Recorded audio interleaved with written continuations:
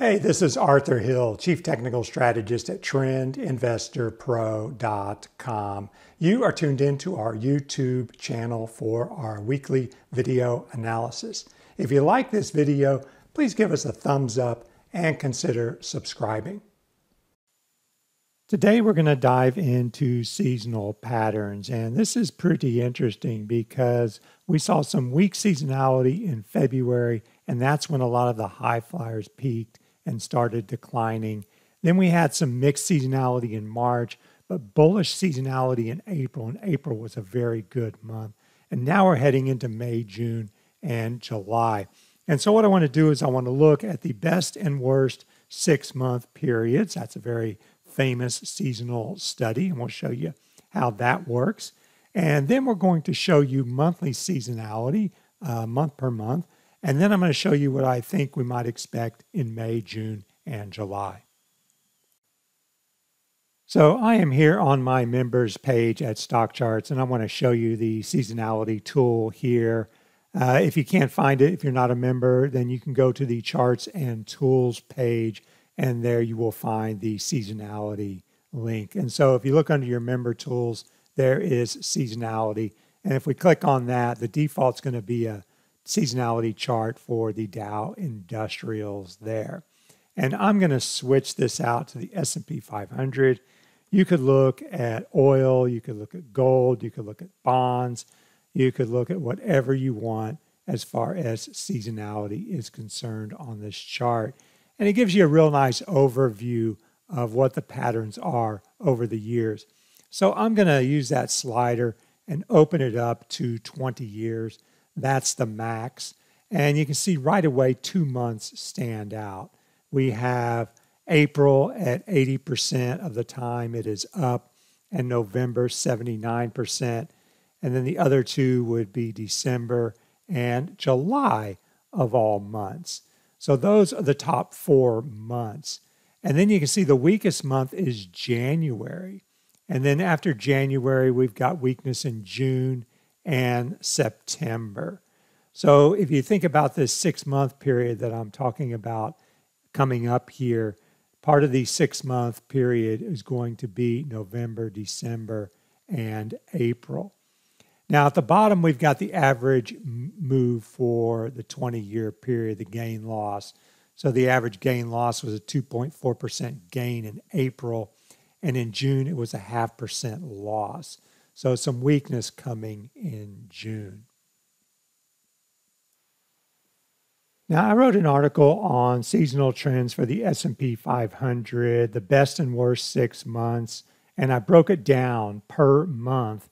And then I took it one step further, and I looked at the equity curves for each month and for the best and worst 6 months. So this is like you're trading that strategy. Say you would only be long the month of May. Well, what would that equity curve look like as far as profit and loss? And that gives us an idea of how a month trends over a 25-year period, because I went back to 1996. And so this is the main analysis page at Trend Investor Pro, and there's a mix of paid and free commentary. And there you can see a free commentary around once a week, twice a week sometimes. I put up a free article. Semis were losing their shine. That was the article on Friday. So if we go over to this article on the seasonal trends here, I'm going to start off with the best and worst 6 months. And this was popularized by Yale and Jeffrey Hirsch of the Stock Traders Almanac. And there's a link to that in the article. Also, you can see it right here. It's stocktradersalmanac.com. They do great work over there. The almanac is something you just need to have on your desk, and you need to take a look at it at least once a week to see what's coming up. So here we have the performance for the best and worst 6 months. And so the best 6 months goes from November to April. And you can see there are the 2 biggest months, November and April, at either end of that period. So that's probably a big reason this is the best 6 months, because of those 2 months. And then you get sell in May and go away, the worst 6 months, May to October. And so if we treat this as a portfolio, say We're only going to buy, we're going to own from November to April, and we're not going to own, we're just going to sit out the other 6 months. Well, you would have a maximum drawdown of 32% if you bought the S&P 500, 20 wins and 25 losses, an 80% win rate, an average gain of 10.5%. The average loss was still pretty big, but there were only 5 of them. And you got a profit factor of 5.59. That's huge. And so profit factor is the total dollars from the gains divided by the total dollars from the losses. It's like your ex post reward to risk ratio. And you want that to be above 2 because that means you're making twice as much on your winners as you are losing on your losers. So for a single trade, say you make $1,000 on a trade and you lose $500 on the next, well, your ex post profit factor would be 2 because it'd be 1,000 divided by 500, which is 2. So anyhow, if you look at the worst 6 months, drawdown gets up to 40%. Wins, losses, 65% win rate. It's less, but it's still a win rate that's positive. But your average loss is bigger, and your profit factor is 1.43. So clearly there's an edge from November to April relative to May to October. And then if we look at this on the equity curve here, the blue line is buy and hold for the S&P 500. So you can see here that, the S&P 500 was underwater here with that 2008 low. Well, it was below that 2002 low.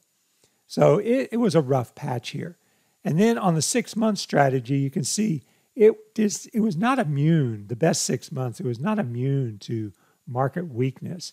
And then when the market took off, the best 6-month strategy performed well, and it continued to perform well, but didn't outperform the market. But it was only invested half the time, 6 months. But it wasn't immune to volatility either. You can see that volatility that started in 2018, well, it's still there if you're trading that 6-month cycle, the best 6 months. Well, it's seasonality, not really cycle. So what does the worst 6 months look like? Well, you can see it doesn't look as good, but man, it's been on a tear since 2012.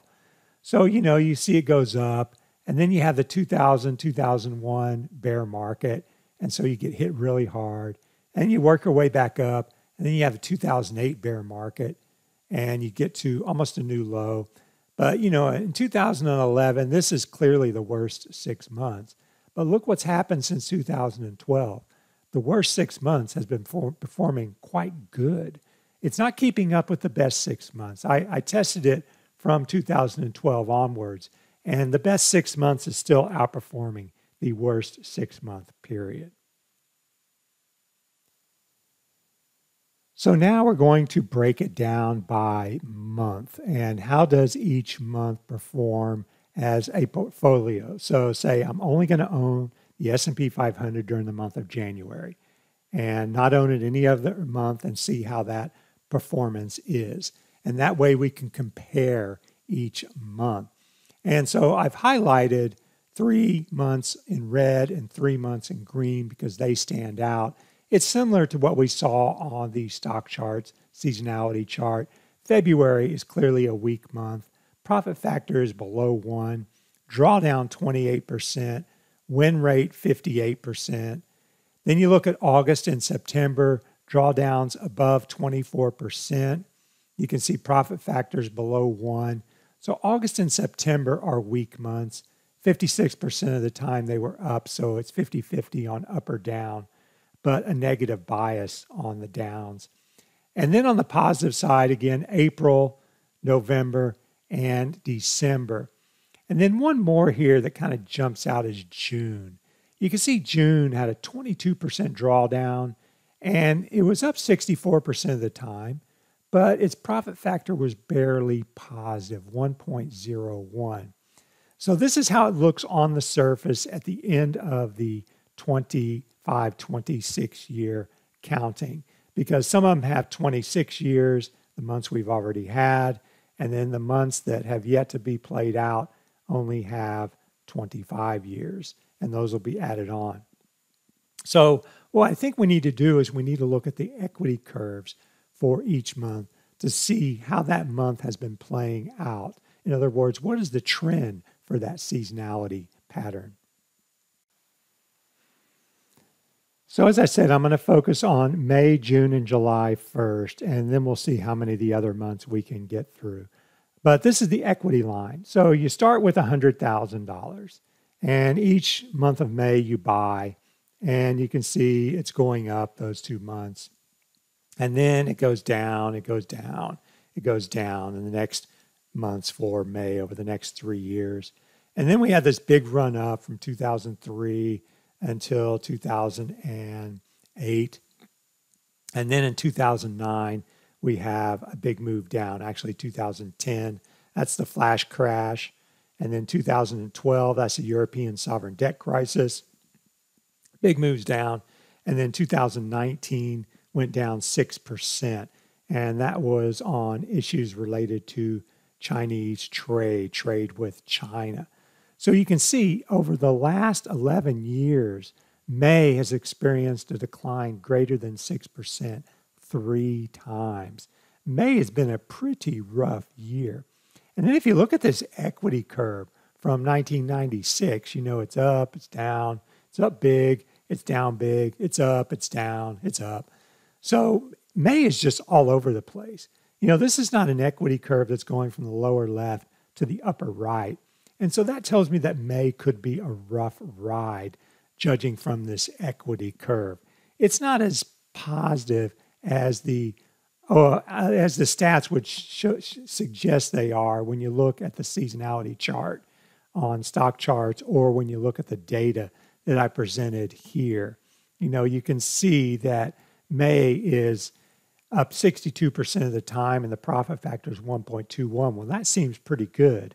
But then when you look at the equity curve here, you can see that, well, really May is just all over the place. And so let's look at June. Does June look any better?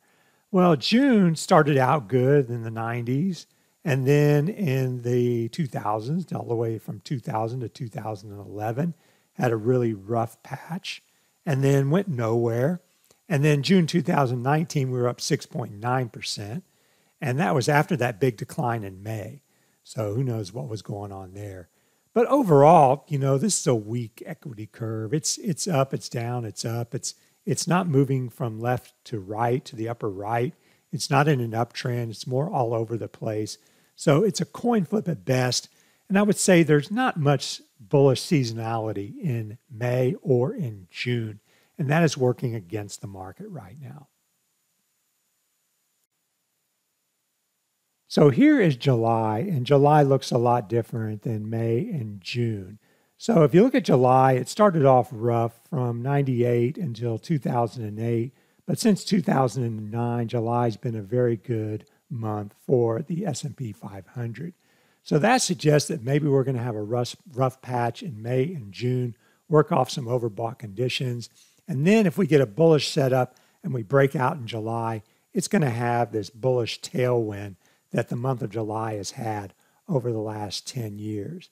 And then we're going to hit August, and August is a pretty weak month. And you can see that chart, of course, if you subscribe to Trend Investor Pro, because it is shown further below. So if you'd like to know more about trendinvestorpro.com, you can click on the link in the description below. If you like this video, please give us a thumbs up and consider subscribing. Thanks again for tuning in, and I'll talk to you again next week. Have a great day.